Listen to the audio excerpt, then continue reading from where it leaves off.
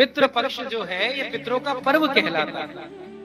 जैसे हमारे पर्व होते हैं होली, दिवाली, ऐसे ही पितृलोक में पितरों का ये पर्व है, इसको पितृपक्ष कहते हैं। अब कई लोग तो है पितृपक्ष पता ही नहीं, अब कई बार तो ये है कि पितृ ही कौन है इसी का ज्ञान नहीं, तो इसको भी समझते हुए चले। एक कथा है तो कथा से कुछ लेके जाए। तो पितृ कौन होते हैं?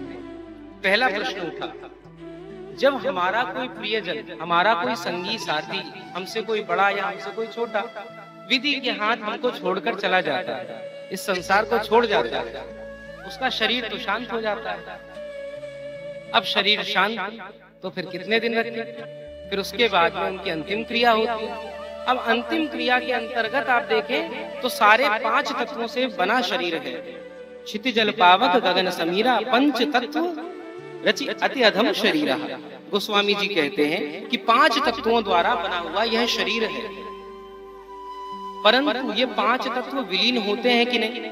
तो अंतिम समय में देखिए, जब व्यक्ति को अग्नि दी जाती है तो अग्नि में अग्नि तत्व विलीन हो गया।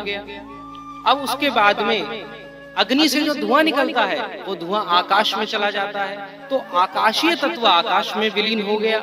उसके बाद में जो राख बचती है वो मिट्टी में मिल जाती है, तो जो धरती का तत्व था वो धरती ने ग्रहण कर लिया। उसके बाद में जब कुछ समय हो जाए तो उनके फूलों को हम विसर्जित कर देते हैं गंगा जी अथवा कोई भी नदी।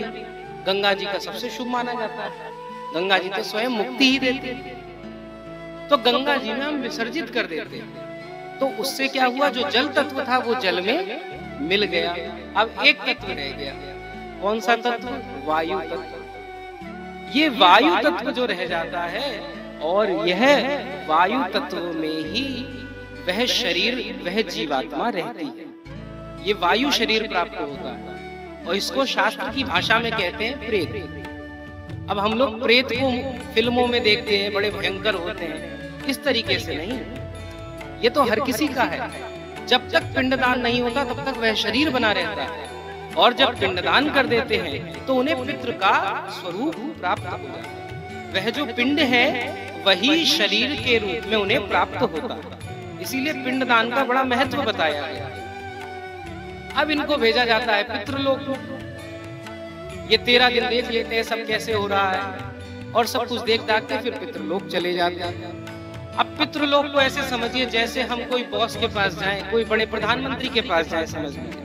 अब उनसे सीधे जाके तो नहीं मिलेंगे, मिलने से पहले कुछ देर कहीं पर आपको इंतजार तो करना पड़ेगा, प्रतीक्षा तो करनी पड़ेगी। वही स्थान पितृलोक के समान है। अभी क्या निर्णय होगा ये पता नहीं है कि स्वर्ग जाना है कि नर्क जाना है, कौन सी योनि मिलेगी, तो वही पितृलोक में विराजमान हो गए।